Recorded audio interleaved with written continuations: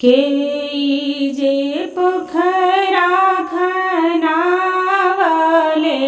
घाट बनावले के जे पोखरा खनावले घाट बनावले के करले जितिया बरतिया तो गंगा स्नान जाए के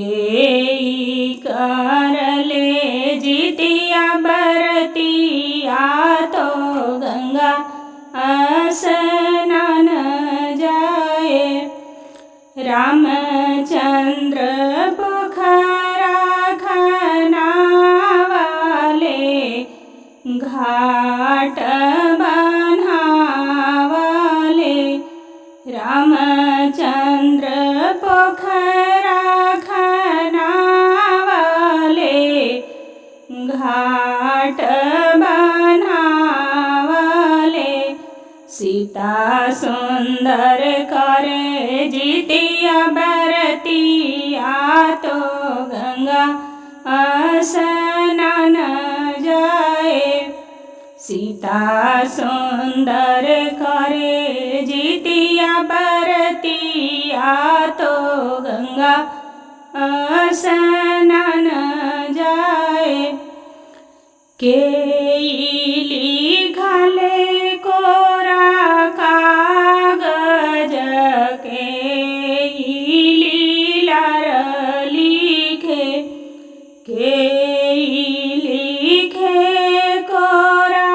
कागज के लीलार लिखे के लिखले तारा हथिया तो जितिया पूजन करे के लिखले तारा हथिया तो जितिया पूजन करे रामचंद्र लिखे कोरा कागज ब्रह्मा जी लीलार लिखे रामचंद्र लिखे कोरा कागज ब्रह्मा जी लीलार लिखे